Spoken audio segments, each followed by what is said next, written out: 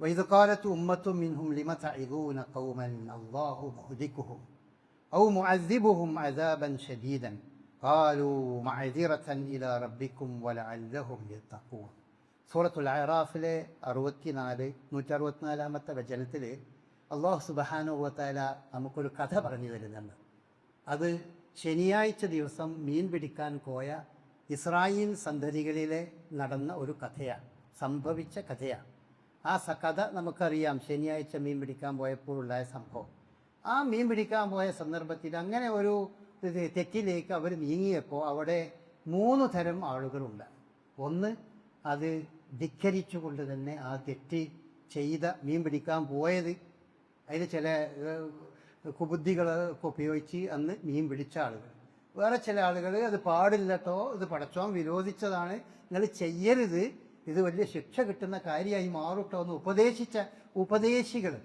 മൂന്നാമത്തെ വിഭാഗം, എന്ത് ഇവരോട് പറഞ്ഞിട്ട് വല്ല കാര്യമുണ്ട്, അള്ളാഹു ഓരോ കാര്യം അള്ളാഹ് നോക്കും, നമ്മളെന്തിനാ ഉപദേശിക്കാൻ പോണത്, നിങ്ങളെന്തിനാ വെറുതെ ഉപദേശിക്കാൻ പോകുന്നത്, ഓരോ പാടേറ്റ് പോട്ടെ, നമ്മളതൊക്കെ ശ്രദ്ധിക്കേണ്ടതുള്ളോ, അവർക്കറിയില്ലേ ഇത് പാടില്ലാത്തൊരു സംഗതിയാണ് എന്ന് അവർക്കറിയില്ലേ എന്ന് പറഞ്ഞൊരു മൂന്നാം കക്ഷി.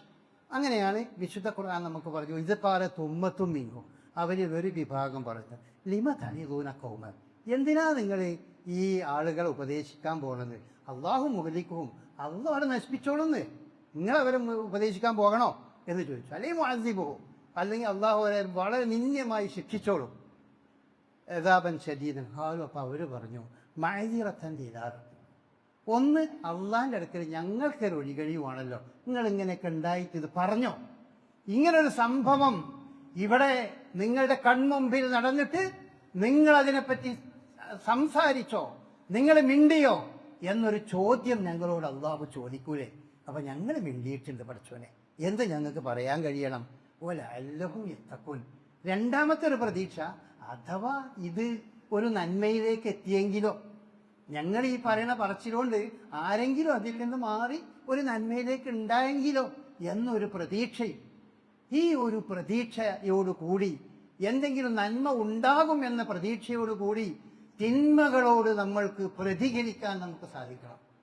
തിന്മകളോട് പ്രതികരിക്കുക എന്നുള്ളത് അതൊരു മുസ്ലിമിൻ്റെ സ്വഭാവമാണ്.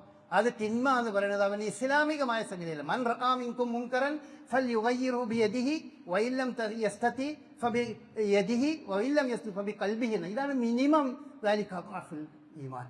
ഈമാൻ ഒരാളുടെ മനസ്സിലുണ്ടാകാൻ ഏറ്റവും ചുരുങ്ങിയത് ഒരു കാര്യം, മുൻകറായ ഒരു കാര്യം, ശരിയല്ലാത്ത, സാംസ്കാരിക വിരുദ്ധമായ, മോശപ്പെട്ട എന്ന് നമ്മൾ മനസ്സിലാക്കുന്ന ഒരു സംഗതി നമ്മുടെ കൺമുമ്പിൽ കണ്ടാൽ അത് നമ്മളോട് തടയാൻ കഴിയുമോ എന്ന് നോക്കണം. അവനാൻ്റെ വീട്ടിലോ അവനാൻ്റെ മക്കളിലോ ഒക്കെ കാണുമ്പോൾ ചിലപ്പോൾ നമുക്ക് അവരെ നിർബന്ധിച്ച് അതിൽ നിന്ന് തടയാൻ നമുക്ക് കഴിയും. അങ്ങനത്തെ സംഗതികൾ ഇപ്പോൾ വീട്ടിലേക്ക് കള്ളു കുടിച്ചോ ലഹരി അടിച്ചോ വേറെ രീതിയിലൊക്കെ മക്കളൊക്കെ വരുമ്പോൾ അവരെ അടിക്കാനും അവരെ ശാസിക്കാനും അവരെ തടഞ്ഞു വെക്കാനും ഒക്കെ ആ മാതാപിതാക്കൾക്ക് ചിലപ്പോൾ കഴിയും. നാട്ടുകാർക്ക് ഇതൊക്കെ കഴിഞ്ഞോളണമെന്നില്ല, നാട്ടുകാർക്ക് അത് ചെയ്യാൻ പറ്റില്ല, അത് നിയമവിരുദ്ധമാകും. അങ്ങനത്തെ സംഗതികൾ ചെയ്യും. പക്ഷെ എല്ലാവർക്കും ചെയ്യാൻ പറ്റുന്നൊരു സംഗതി, ഇങ്ങനത്തെ തെറ്റുകൾ, മുൻകറായ സംഗതികൾ കാണുമ്പോൾ അതിനെപ്പറ്റി സംസാരിക്കുക, അതിനെപ്പറ്റി പറയുക, അതെല്ലാവർക്കും ചെയ്യാൻ കഴിയുന്ന സംഗതി, എല്ലാവർക്കും ചെയ്യും. നമ്മുടെ നാട്ടിൽ പ്രത്യേകിച്ചും ഇന്ത്യ രാജ്യത്തിൻ്റെ ഭരണഘടന നമുക്ക് അനുവദിച്ചു തന്നൊരു കാര്യമാണ്. നമ്മൾക്ക് സ്വതന്ത്രമായി നമ്മുടെ വിയോജിപ്പുകൾ രേഖപ്പെടുത്താൻ ഈ രാജ്യത്തെ ഭരണഘടന നമുക്ക് അനുവാദം നൽകുന്നു. വിയോജിപ്പുകൾ രേഖപ്പെടുത്തണം. നമ്മൾ മതത്തിൻ്റെ എതിരെ എന്നല്ല, സംസ്കാരത്തിന് വിരുദ്ധമായി എന്ന് നമ്മൾ മനസ്സിലാക്കണം. നമ്മുടെ തലമുറകൾക്ക് ദോഷം വരുമെന്ന് മനസ്സിലാക്കുന്ന ഒരു കാര്യം കാണുമ്പോൾ അതിനെതിരിൽ പ്രതികരിക്കണം. ആ പ്രതികരിക്കുക എന്നുള്ളത് ഒരു ഇസ്ലാമിക മനസ്സാക്ഷിയുടെ ഭാഗമാണ്. ഈ സൂംബ ഡാൻസുകളെ സംബന്ധിച്ചൊക്കെ പറയുമ്പോൾ അതാണ് അവിടെ നമ്മൾ നിൽക്കേണ്ടത്. അതല്ലാതെ ഈ സൂംബ ഡാൻസ് എന്ന് പറയുന്നത് ഒരു എന്താണ് ആരോഗ്യ പരിരക്ഷണത്തിന് ഉപയോഗിക്കുന്ന ഒരു എക്സസൈസ്. എല്ലാവർക്കും അതിനേക്കാൾ നല്ല എക്സസൈസുകളും അതുപോലുള്ള എക്സസൈസൊക്കെ പലരും ചെയ്യുന്നതാണ്. അതല്ല, നമ്മളുടെ ചെറിയ കുട്ടികളിൽ തലമുറകളിലേക്ക് ഇത്തരം സംഗതികൾ കൊണ്ടുവരുമ്പോൾ അതിൽ അനാവശ്യമായ സംഗതികൾ കടന്നുകൂടുന്നുണ്ടെങ്കിൽ, ലിബറലിസത്തിൻ്റെ തോലണിഞ്ഞുകൊണ്ടാണ് അത് കടന്നു വരുന്നതെങ്കിൽ അതിനെപ്പറ്റി ഉണർത്തണം. ഇതിങ്ങനെ ഒരു അപകടം അതിലുണ്ട് കേട്ടോ എന്ന് പറയണം. അത് പറയുക എന്നത് ഇസ്ലാമിക മനസ്സാക്ഷിയുടെ ഒരു ഭാഗം തന്നെയാണ്. ഏറ്റവും ചുരുങ്ങിയത് ഇന്ത്യ രാജ്യത്ത് അതിനുള്ള സ്വാതന്ത്ര്യം നമുക്കുണ്ട്. അത് പറയുന്ന അല്ലെങ്കിൽ അത് ആരെങ്കിലും പറഞ്ഞാൽ അവരെ ശിക്ഷിക്കുക എന്ന് പറയുന്നത് ഭരണകൂടത്തിന് ചെയ്യാൻ കഴിയുന്ന കാര്യമാണ്. ഏത് ഭരണകൂടവും അങ്ങനെ തന്നെയാണ്. ഭരണകൂടത്തിന് വിരുദ്ധമാണ് എന്ന് തോന്നുന്ന കാര്യങ്ങൾ ആരെങ്കിലുമൊക്കെ പറഞ്ഞു വരുമ്പോൾ അവർക്ക് അതിനെതിരെ ശിക്ഷാ നടപടികൾ കൈക്കൊള്ളും. ശിക്ഷാ നടപടികൾ കൈക്കൊള്ളുന്നത് ആ ശിക്ഷാ നടപടി അത് ശരിയോ തെറ്റോ എന്ന് പറയാനുള്ള അതിനുള്ള അവകാശം മറ്റുള്ള ആളുകൾക്ക്, ഈ നാട്ടിലെ പ്രജകൾക്കുണ്ട്. അപ്പോൾ വാസ്തവത്തിൽ ഇത്തരം സംഗതികളും ഇതിനേക്കാൾ വലിയ പ്രശ്നങ്ങൾ ഉണ്ടാകുമ്പോഴൊന്നും നടപടിയില്ലാത്തൊരു പ്രശ്നം, ഇത്തരം ഒരു പ്രശ്നത്തിൽ ഇങ്ങനെ ഒരു നടപടി ഉണ്ടാകുക എന്ന് പറഞ്ഞാൽ അതിലൊരു ഇരട്ടത്താപ്പിന്റെ വശം നമ്മൾ കാണുന്നു.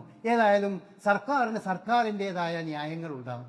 സർക്കാരിനോട് ഏറ്റുമുട്ടാനൊന്നും നമ്മൾക്കാർക്കും അവകാശമില്ല. കാരണം നമ്മൾ വോട്ട് ചെയ്ത് നമ്മൾ അധികാരത്തിലിരുത്തിയ ആളുകൾക്ക് അതിൻ്റെ സ്ഥാനം നൽകേണ്ടതുണ്ട്. നമ്മുടെ രാജ്യത്തെ മുഖ്യമന്ത്രി എന്ന് പറയുന്നത് ഏതെങ്കിലും ഒരു വിഭാഗത്തിൻ്റെ മുഖ്യമന്ത്രിയല്ല, എല്ലാവരുടെയും മുഖ്യമന്ത്രിയാണ്, എല്ലാവരുടെയും മന്ത്രിയാണ്. അവരുടെ പറയുന്നതിനും അവർ നമ്മോട് കൊണ്ടുവരുന്ന നിയമങ്ങളും അനുസരിക്കാൻ നമ്മൾ ബാധ്യസ്ഥരാണ്. പക്ഷേ അതിന് വിയോജിപ്പുള്ള സംഗതികൾ നമുക്ക് പറയാം. അത് പറയാൻ നമുക്ക് സ്വാതന്ത്ര്യമുണ്ട്. ആ സ്വാതന്ത്ര്യം അതൊരിക്കലും ഒരാളും ഹനിക്കുന്നത് ശരിയല്ല. അങ്ങനെ സ്വാതന്ത്ര്യം ഉപയോഗിച്ച് മുസ്ലിം സംഘടനകളിലും അതുപോലെ തന്നെ ഹൈന്ദവ സംഘടനകളിലും പെട്ട ആളുകൾ സൂംബ ഡാൻസിനെ സംബന്ധിച്ച് ആ സ്വാതന്ത്ര്യം ഉപയോഗിച്ച് പറഞ്ഞിട്ടുണ്ടെങ്കിൽ അതൊരു തെറ്റായ സംഗതിയാണ്. അതങ്ങനെ തന്നെയാണ് അത് വേണ്ടത്. അപ്പോഴേ നമ്മുടെ നാട്ടിലെ ജനാധിപത്യം നിലനിൽക്കുകയുള്ളൂ. ആ ജനാധിപത്യം അതിനെ മറ്റു പല രീതിയിലും വ്യാഖ്യാനിച്ചുകൊണ്ട് നമ്മൾ അതിനെ വിധി എഴുതുന്നത് ശരിയല്ല. അതിലൊരു വർഗീയതയുടെ വശമില്ല, അതിലൊരു മതസ്പർദ്ധയുടെ വശമൊന്നും ആ വിഷയത്തിലില്ല. അതൊക്കെ നമ്മൾ വളരെ മാന്യമായ രീതിയിൽ പരസ്പരം സംവദിക്കുന്നതിൻ്റെ ഭാഗമായി നമ്മൾ മനസ്സിലാക്കണം. അപ്പോൾ അതുകൊണ്ട് സൂംബ ഡാൻസ് പോലെയുള്ള സംഗതികളെ പറ്റി ആലോചിക്കേണ്ടത് ഏറ്റവും പ്രധാനമായി അത് രക്ഷിതാക്കളാണ്. എൻ്റെ മക്കൾക്ക് അത് ഗുണകരമാകുമോ ഇല്ലേ, അതിനനുസരിച്ച് രക്ഷിതാക്കൾ അതിനനുസരിച്ച് തീരുമാനമെടുക്കേണ്ടതാണ്. അതാണ് ആ വിഷയത്തിൽ ചെയ്യുന്നത്. സർക്കാരിൻ്റെതായ നിലപാടുമായി മുന്നോട്ട് പോകേണ്ടി വരും. സർക്കാർ വളരെ ന്യായമായ രീതിയിൽ പറഞ്ഞു സൂംബ ഡാൻസ് എന്നത് അത് ആരെമേലും അടിച്ചേൽപ്പിക്കുകയില്ല, അത് നിർബന്ധമില്ല എന്ന് പറഞ്ഞു. വളരെ നല്ലതാണ്, അങ്ങനെ പറഞ്ഞു. എല്ലാവരുടെയും സ്വാതന്ത്ര്യത്തെ വകവെച്ചു നൽകിയിട്ടുണ്ട്. ആ അർത്ഥത്തിൽ തന്നെ അടിച്ചേൽപ്പിക്കുകയില്ലെങ്കിൽ അവിടെ രക്ഷിതാക്കളപ്പോൾ അത് വേണോ വേണ്ടേ എന്ന് രക്ഷിതാക്കൾ തീരുമാനിക്കണം. സ്കൂളുകൾ അത് നടപ്പാക്കണ്ടേ എന്നുള്ളത് സ്കൂളുകൾ തീരുമാനിക്കണം. അതിനൊക്കെ അവർക്ക് അവകാശമുണ്ട് എന്ന് നമ്മളുടെ സർക്കാർ നമ്മോട് പറഞ്ഞ സ്ഥിതിക്ക് വയ്ക്കും. ഏതായാലും അതൊരു ഗുണകരമായ സംഗതിയല്ല നമ്മുടെ സൊസൈറ്റിയിൽ ഉണ്ടാക്കുന്നത് എന്നുള്ളത് പൊതുവെ എല്ലാ മതബോധമുള്ള ഹിന്ദു, മുസ്ലിം, ക്രൈസ്തവ മതബോധമുള്ള ആളുകളൊക്കെ അത് ഉണർത്തിയിട്ടുണ്ട്. ആ ഉണർത്തലിന് അതിൻ്റെതായ ഫലമുണ്ട്. അത് ഏതർത്ഥത്തിലും ഗുണകരമായ കാര്യമാണ്. ഇസ്ലാമിനെ സംബന്ധിച്ചിടത്തോളം, മുസ്ലിങ്ങളെ സംബന്ധിച്ചിടത്തോളം അത്തരം കാര്യങ്ങൾ പറയുക എന്നുള്ളത്, അത് ഉണർത്തുക എന്നുള്ളത് അവരുടെ മതപരമായ ഒരു ബാധ്യത കൂടിയാണ് എന്ന് നമ്മൾ മനസ്സിലാക്കുക. അല്ലാഹു സുബ്ഹാനഹു വ തആല ശരിയായ രീതിയിൽ ദീൻ പഠിച്ച് മനസ്സിലാക്കി അതനുസരിച്ച് ജീവിക്കുന്ന സത്യവിശ്വാസികളുടെ കൂട്ടത്തിൽ നമ്മെല്ലാം ഉൾപ്പെടുത്തുമാറാകട്ടെ.